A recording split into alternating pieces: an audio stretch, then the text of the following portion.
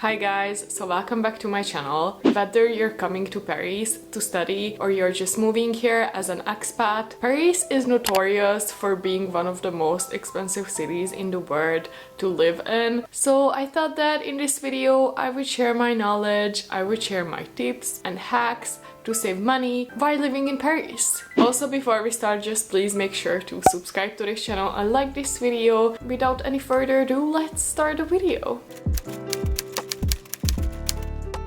So the first thing that you can save money on while living in Paris is definitely food. Eating out is relatively expensive in Paris, and a decent fulfilling meal would cost anything from 20 to 35 euros, which if you multiply by 3 every single day would be quite heavy on your wallet. So what I would recommend you to do instead is cooking for yourself at home if you do have a kitchen. If you can cook and if you have a kitchen, you can already save so much money in Paris. And not just cooking, but you can also actually do picnics with your friends, especially in the summer where everybody brings some food, and that's also a nice way to just spend time with friends. Actually, I would say that most grocery stores in Paris are pretty affordable and they have a huge variety of fruits and veggies. Also, among the grocery stores, the cheapest ones are probably Lidl and Carrefour, and the most expensive ones are probably Franprix and Monoprix. These two have more of like the fancy and international stuff. Also, one more tip, the water and the bread in restaurants are actually free if you just ask the waiter to bring you some. And also, that reminds me that Paris actually has a lot of water fountains where you can just fill your water bottle. So yeah, you really don't have to buy water in Paris. The next thing that you can save money on while living in Paris is transportation. Transportation is another great way to save money while living in Paris. Already, if you're a student and you have a student ID, you can apply for Imaginaire, which is probably half the price of the Navigo pass that most people use to get around Paris. But for example, if you move here and you know that you're not really going to use the metro that often because you will be only moving around in a close proximity, you can just apply for Vélib, which is a bike sharing system that allows you to use their bikes located all around Paris. Their monthly subscription is between 3 and 9 euros, but if you're coming here as a tourist, you can also just get their daily and weekly pass for 5 and 15 euros respectively. And of course, if we are talking about getting around Paris, I cannot not mention walking, which is probably the best way to get around Paris if you're really just moving around in a close area. Paris is a really walkable city and it allows you to see so many things that you wouldn't see otherwise, good and bad. So if you're into walking and you've got some good sneakers, definitely go for it. Good luck. It's free and it's healthy, so why not? Actually, sometimes when I really feel like walking, I do just skip some metro stations on purpose and I just walk that distance instead. So yeah, why not? It's a great exercise and you see so many beautiful things, especially now because the weather is so beautiful. Anyways, next tip.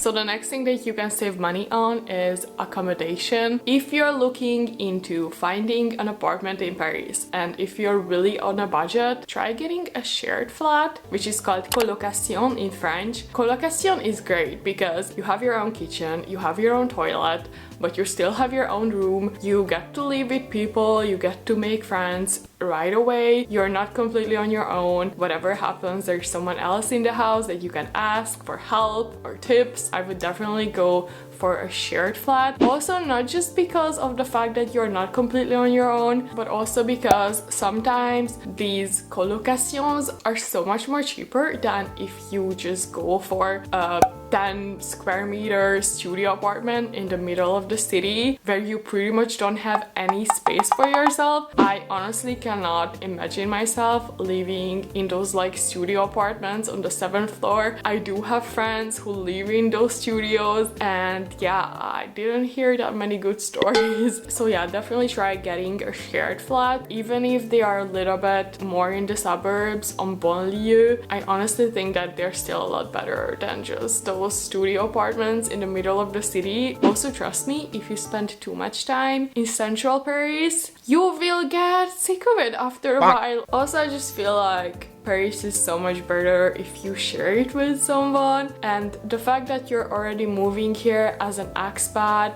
who probably don't really know anyone in the city, if you move to a shared apartment, you instantly know someone. You instantly have an opportunity to make new friends. If you're coming here as an expat who doesn't know anyone in Paris, colocation.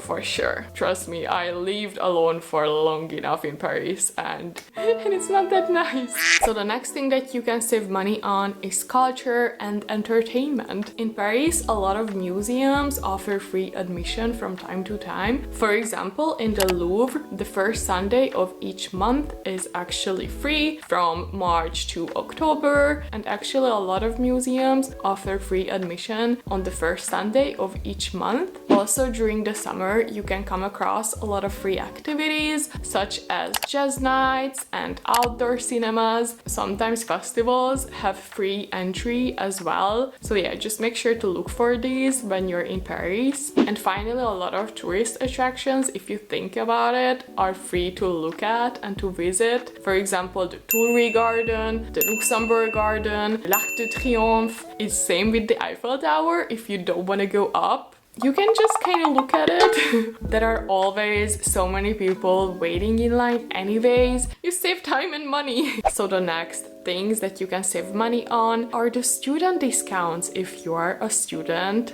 I said this many times before, but Paris is actually a really student-friendly city. So if you're in possession of a student ID, you can get a lot of discounts in museums, in cinemas, and there are even some restaurants that are uniquely for students that offer cheaper but still decent meals only for students. So yeah, if you have a student ID, definitely make sure to look for these. Also, another fun fact, if you're a European citizen under the age of 26, you can actually enter a lot of museums for free with your ID. So yay! And last but not least, the next thing that you can save money on is by avoiding the touristy areas.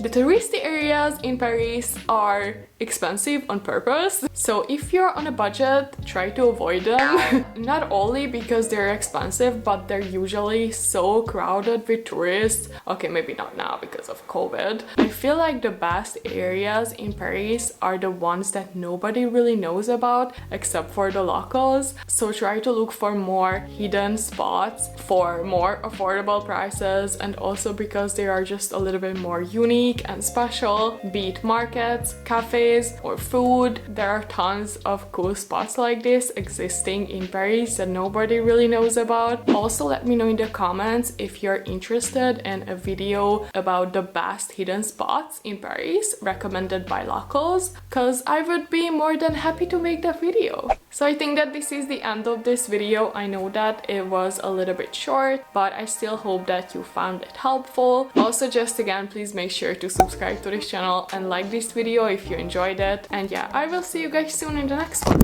Bye!